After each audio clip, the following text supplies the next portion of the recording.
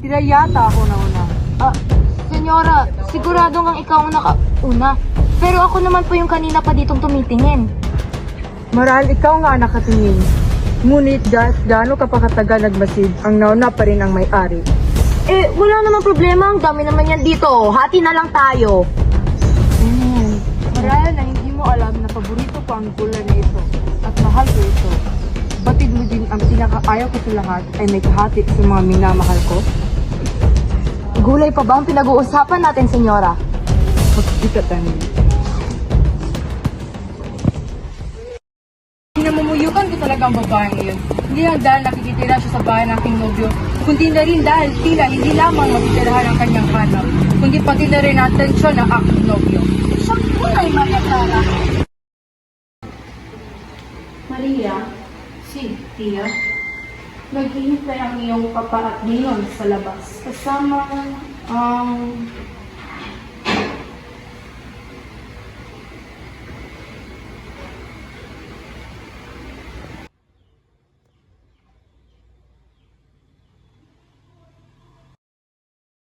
Maria Clara. Si Alfonso, ang iyong manliligaw. Anak, bigyan mo ng pagkakataon si Alfonso. Por favor. Mayroon akong manliligaw. Mayroon akong nobyo. At higit sa lahat, mayroon akong lalaking ipapakasal at iniibig. At yun ay walang iba, kundi si Ibarra. Maria, hindi namin ikaw pinalaki upang maging isang walang modong babae. Kakausapin mo lamang si Alfonso. Yun ang aking nais. Paumanhin. Bueno, maaari ba kayong mag-usap ng masinsinan? Maria, kay ganda nga lang. Saktong-sakto sa aking apelido. Isipin mo, Maria Clara de los Santos y Liñares. Kamanga-manga, hindi ba? Batid mo naman, may iba na akong iniibig. Kung gayo'y ba't naririto ka? Pinilit lamang ko ng pwede. Ngunit nung nakita kong tunay pala ang waring ng taong bayan na ikaw ang pinakamagandang dilag sa San Diego, hindi na ako magpapapalit. Sabi ng fraile, gagawin ko na lahat upang makuha ang iyong matamis na uho. Oh, ano nangyari? Nakagat mo ba ang iyong dila? Ngayon, tila, naiintindihan mo na aking hudyat, magkakaalis ka na. Bagay sila, hindi ba? Siyang tunay. Maria, tapos na ba kayong mag-usap ni Alfonso? Si, Tia. Bueno, kailan kinamuling mo silayag? Hindi na kailan pa. Andeng, tawagin ang katsero. Tutungo ako sa bahay ni Crisostomo. Maria! Maria!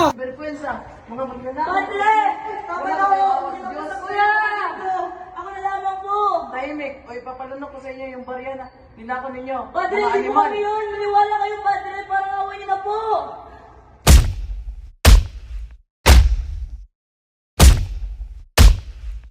Napag-usapan na namin ang guro, natuturuan niya yung mga bata. Pag natapos na itayo yung para na. Oo nga, siya nga pala, napag-usapan sa bayan na may kasamang karang babae dito sa iyong bahay. Siyang tunay. Siya ay isang kakaibang babae. Matapang, mabangis, pero maganda. Gusto ko sana kayo ipagtagpo. Ngunit hindi pinagpala ng ating mga oras. Hayaan mo, balang araw masisilayan ko rin babae niya. Mauna na kamigo, may negosyo pa akong sikasuhin. Ben, mag-ingat ka.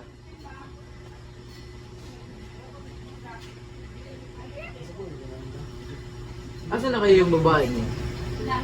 Anong oras na? Babae, saan ka nang galing? Alam mo bang hindi ka pwedeng gumala, lalong lalo at gabi? Senyor, nanggaling ako sa simbahan. At alam mo ba, nakita ko ang praile. Sinasaktan niya yung dalawang anak ng baliw na nakita natin sa palengke. Ano nga yung pangalan nun? Sisa! Tapos yung dalawa niyang anak, si Crispin at Basilio, sinasaktan sila, binubugbog! Ano? Nagtungo ka sa simbahan? Alam mo naman, nakalaban ko yung praile. Ayos ka lang ba? Ako ay litong-lito, saan ba ito patungo? Di ko na alam kung dapat bang ihinto. Di alam ang sasabihin, di alam ang Senyor, aking nabisita ko kayo. kung ano. Sino raw? Hal? Oh, Bakit tila nakakita ka ng multo? Hindi mo ba nagustuhan ang aking pagbisita Crisostomo? Oh, nasaan na si Clyde? Bakit mo siya pinaalis? Nagpahinga lang ako ngayon, prima.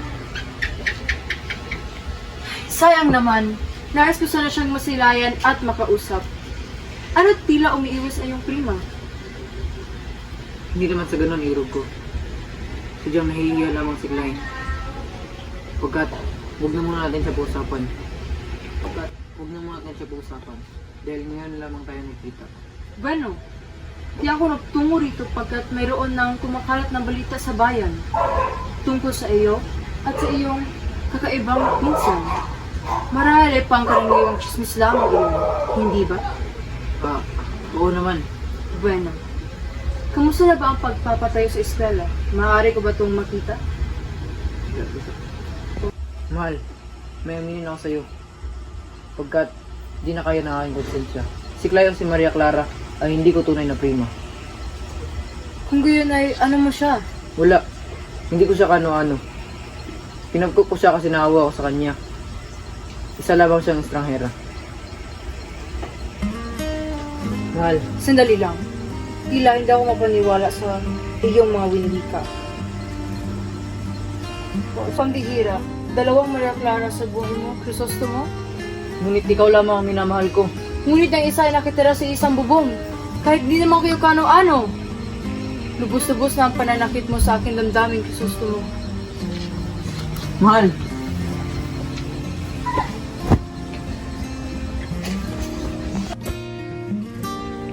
Clay! Clay! Si, senyor! Pasensya na, ngunit kailangan mo na umalis sa pamahay ko bukas. Bakit po, senyor? Nag-away na kami ng aking irog dahil sa iyo.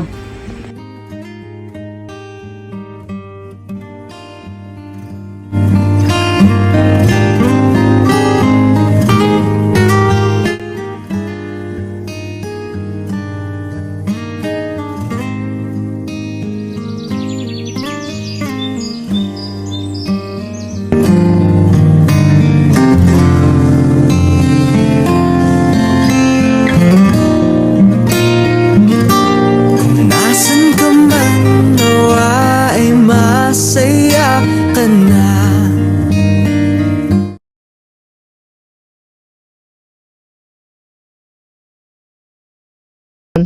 Bilbini, sigurado ka bang aalis ka na? Yes po, sir. Sigurado ka bang ayaw mo nito'y kita? At makapanatag ako kung makikita ko ligtas ka makakauwi at kung makilala at makausap ang iyong mga magulang. Minamahal kong estranghero. Ay, wala po eh. Nabahing lang. Beno, bago ka tuluyang umalis, kilalanin mo muna ang pinakamatalik ko ng kaibigan. Fidel!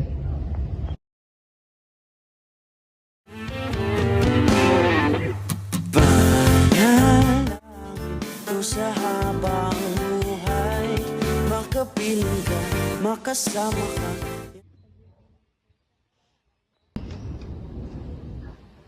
Hindi ka dito, amigo.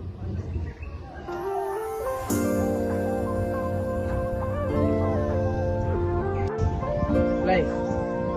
Clay! Clay! Oo? Ayos ka lang ba? May masakit ba sa'yo? Wala ho.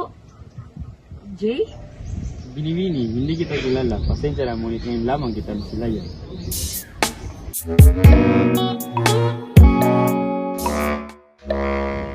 Amigo, paumanin. Ngunit kakaiba talaga itong babaeng ito. Ayos lang. Si Clay, hindi ba? Fidel nga pala. Sige, mauna na ako.